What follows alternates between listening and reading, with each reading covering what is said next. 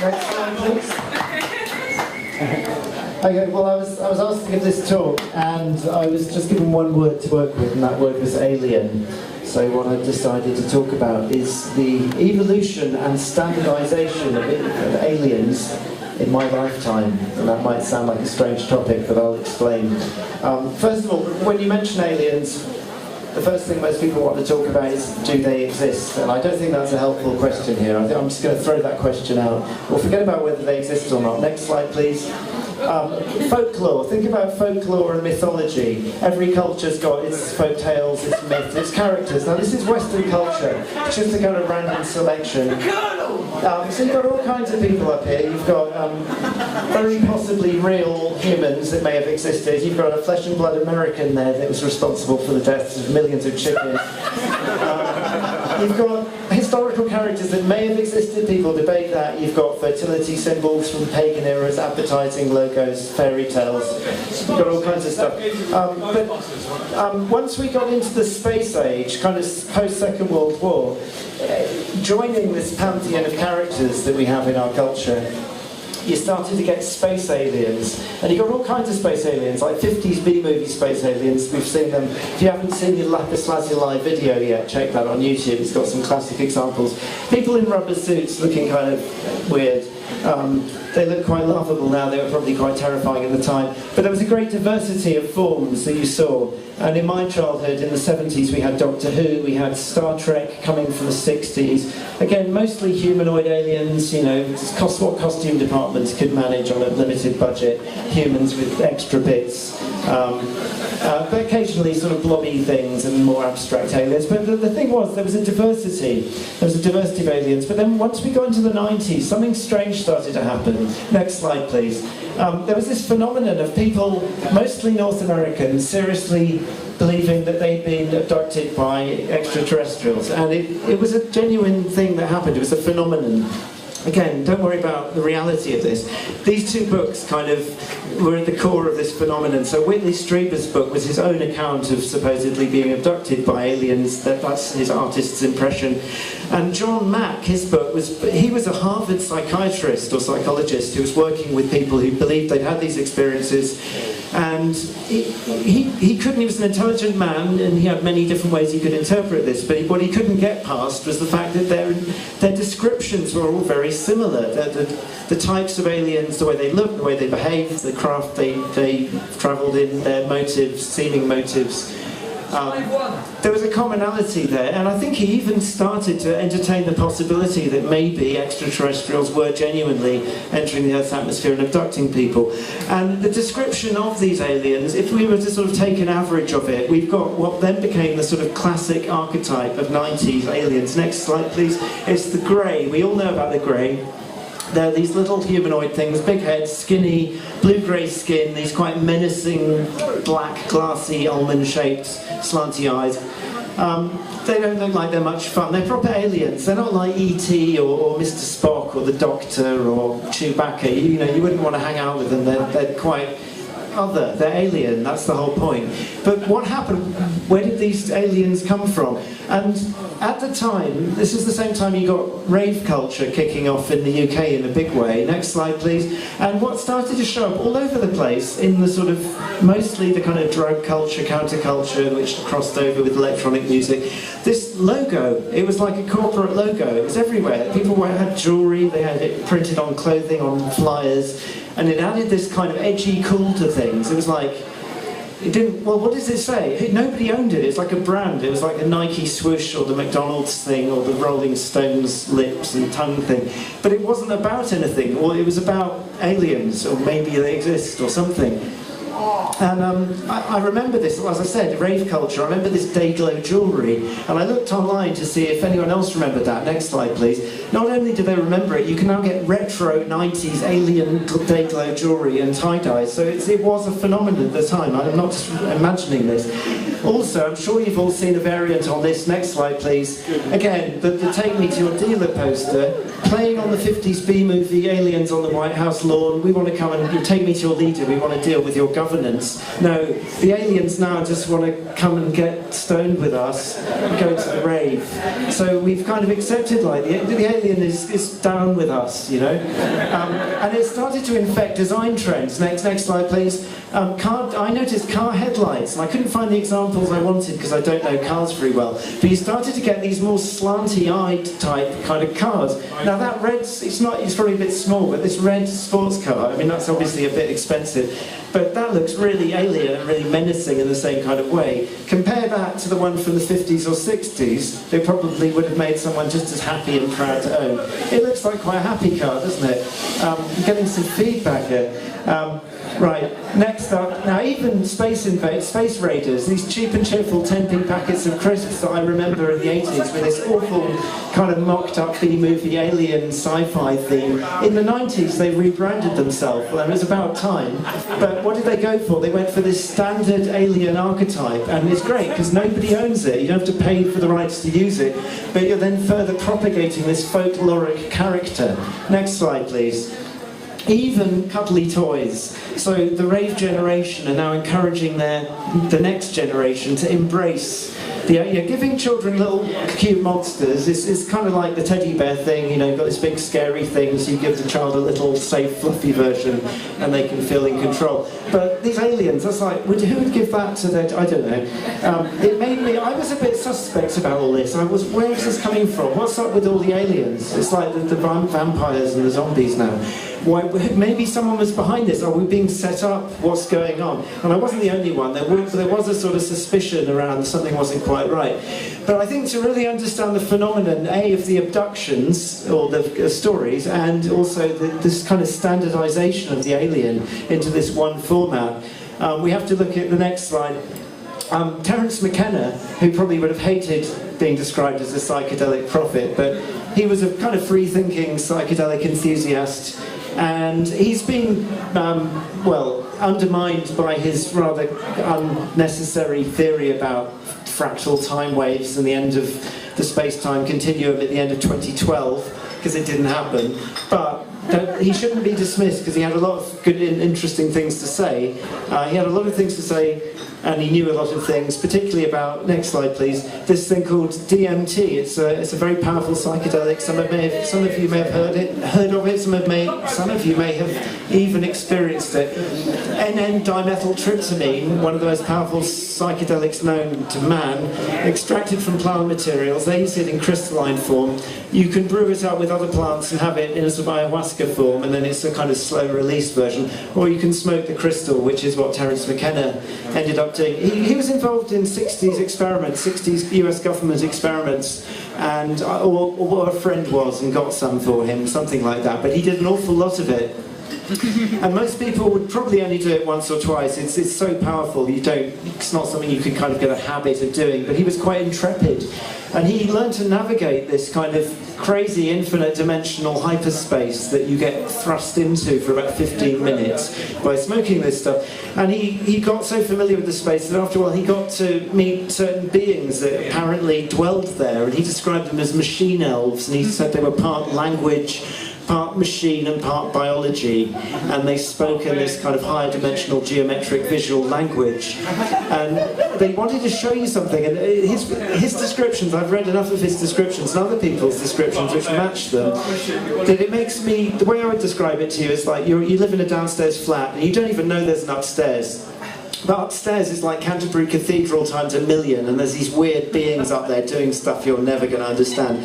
And somebody comes around with this stuff and you smoke some of it, and suddenly your head is pushed through the ceiling, and suddenly, where am I? What the hell is this? There's this whole world you didn't know about. And these beings see a head sticking through the ceiling, or sort of through the floor, and they rush up and encircle you and try and show you things and try and demonstrate things to you.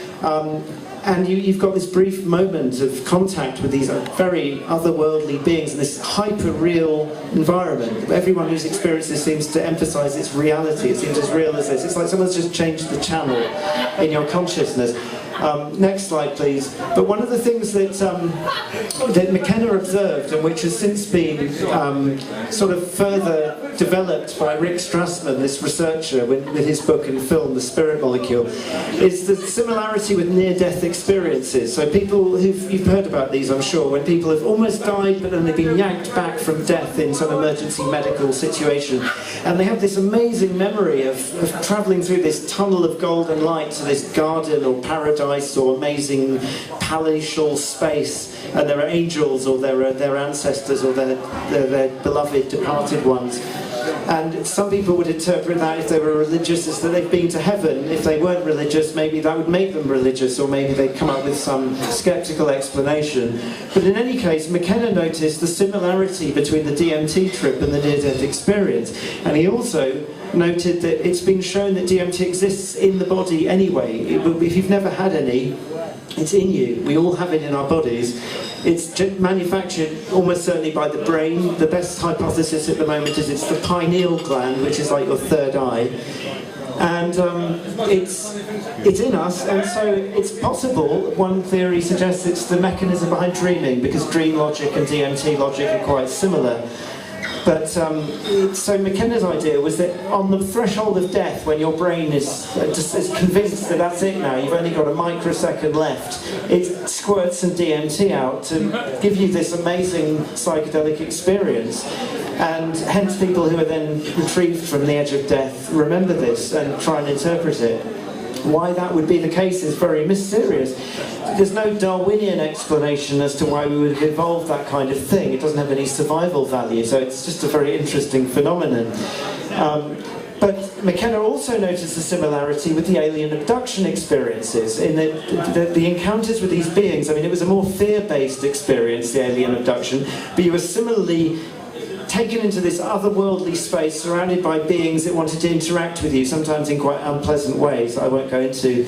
But the alien abduction stories, he looked at enough of them in the 90s, having been smoking DMT for decades, and he thought, what's going on here is people having spontaneous self-generating DMT trips.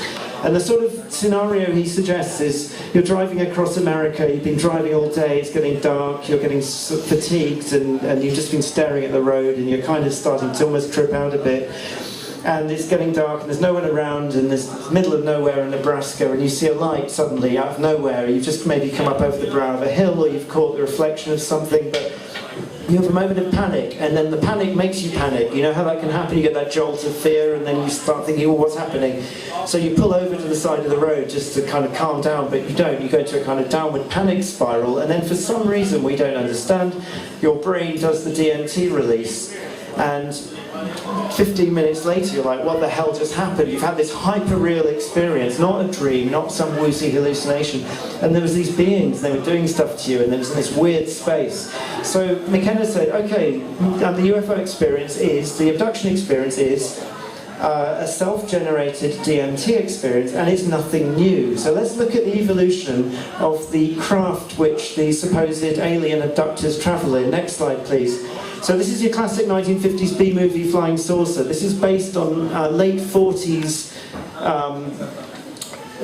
basically eyewitness accounts. In about 1947, people all over America started seeing fleets of silver discs in the sky, and it wasn't considered, it didn't make you a weirdo to report that to the local press. It was just this new thing happening, and they assumed it was Russian spy planes or something. And there was enough of these reported, and artists' impressions and things, that now by the 50s you had an idea that's what they looked like. And when aliens abducted people in the 50s, because there are stories from back then, they were in these kind of 50s style jet set silvery thing, 50s style spaceships, and they had long blonde hair and they came from Venus. But then by the 60s, 70s, 80s, 90s, the spaceships start to look more modern. It's like car design. They get the angles and curves change and the window placements change. And so if you check out some artists' impressions of 90s UFOs, they look much more 90s. And the aliens are suddenly claiming they come from Zeta Reticula. That's where the greys supposedly come from, which is further away. We now know there isn't obviously life on Venus, but the aliens now claim to come from somewhere else, and their spaceships have evolved in tandem with our own design trends, which is kind of weird. Now you go back into the 19th century, next slide please, there was a phantom airship phenomenon in North America. People were seeing airships phantom airships, sometimes with humanoid beings in them, strange things going on. It got all over the press. I'm sure there were skeptics dismissing it. But the point is, this was before the space age. And so the space age version, McKenna says, when you encounter these beings, you have to project onto them the clothing that your culture gives you based on your folklore and mythology. So in the space age, you encounter these beings, they're in a spaceship, they're aliens from outer space. In the 1870s or 90s, you encounter a phantom airship with beings from Mars or something, maybe. Next slide, please. If you're in 1920s Portugal, you encounter the Virgin Mary, like thousands of people seemingly did in a field near Fatima after 3 little kids received a prophecy. Something weird happened with a big luminous disc in the sky, and we don't know what it was, but the people at the time saw the Virgin Mary because that was what that was. The point is, there's something which is there and it isn't there. It's not visually there. And McKenna had this theory that basically human consciousness was going to reach a point of convergence where it was going to assume a kind of unity and then exit from reality and basically construct a sort of hyperdimensional vehicle to blast off from reality into all possible realities and rove around in the worlds of all possible imaginary universes. Quite a grandiose future vision, and the idea being that our overmind, as he called it, or oversoul, this future human totality of consciousness, occasionally passes through and we make contact with it, and it's checking us out. We don't know what we're looking at. It's looking at us through something, and it's there but it's not there, so we project onto it whatever's in our cultural memory banks. And the point is you don't have to, in this case the Virgin Mary is pretty obvious. Next slide please. If you're in rural Ireland, say, in centuries earlier, you'd see the little people, the fairies, the leprechauns, the elves, whatever region of Northern Europe you were in, there'd be different names and slightly different descriptions. The secret commonwealth that you didn't really like you talking about them. But this fits with McKenna's idea that basically somebody walking across the bog at night, home from the pub, gets a bit spooked, sees a light, starts to panic, has a self-generated DMT experience, remembers contact with this being. That's not to say they just imagined it. No, they made contact with a being on the other side of this veil, which this chemical seems to allow. But the form, the visual form it takes in 16th century southwest Ireland would be more like this than a space alien. Now, why was everyone in the 90s seeing these greys, these classic greys? Next slide, please. McKenna's theory was that the first serious major blockbuster film, post-50s B-movie, which portrayed alien contact in a realistic kind of way, Steven Spielberg's Close Encounters of the Third Kind,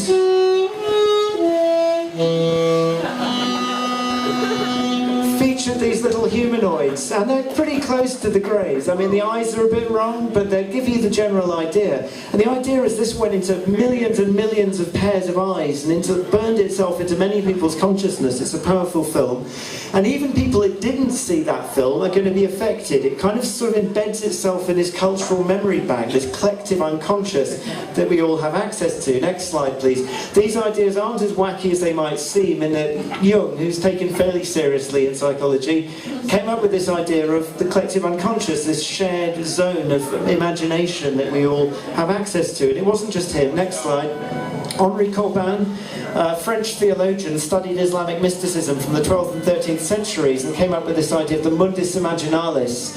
And this is a realm between the physical world and the spirit world. It's the world you access in your imagination. But your imagination isn't what you've been told. It's not just a playground for children to imagine things. No, that's just the front porch. That's just the lobby. If you've got the discipline to get into the main building, that's the upstairs flat. That's the Canterbury Cathedral times a million. And that's inhabited. That's got a population. You can get to know them. And people like Emanuel Swedenborg went there and wrote these detailed kind of descriptions of these societies of angels. Next slide, please. The Tibetans, they catalogued these huge genealogies of demons and various types of beings that they inherited from earlier shamanic forms. Next slide, please. Even South Park got this pretty accurate, really, with their Imagination Land trio. If you've not seen that, it's a surprisingly intelligent exploration of these ideas of sort of a shared level of mind.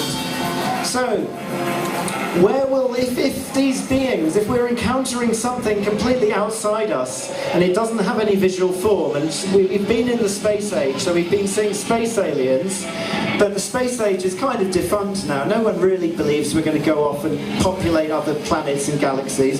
That's retro now. That was something we were promised in the 50s and 60s, and we kind of believed it for a while, and now nobody believes we're going to do that. So what's the new myth? What's the new zone, the new environment? Next, please. This is where aliens might show up next, I think. This is a new obsession, and you're going to hear more about this if you haven't already. Transhumanism, singularitarianism, the boo, the singularity. This idea that human consciousness is going to fuse with machines and reach some super level of computational ability, and we'll just be able to exit physical, messy, smelly reality and just live inside machine consciousness. Well, if this starts to happen, and there are people who are really into it, and it worries me, in that environment, I think that's rife. You're going to get these beings poking their heads through. You know, it only takes a few electrons moving around in a transistor.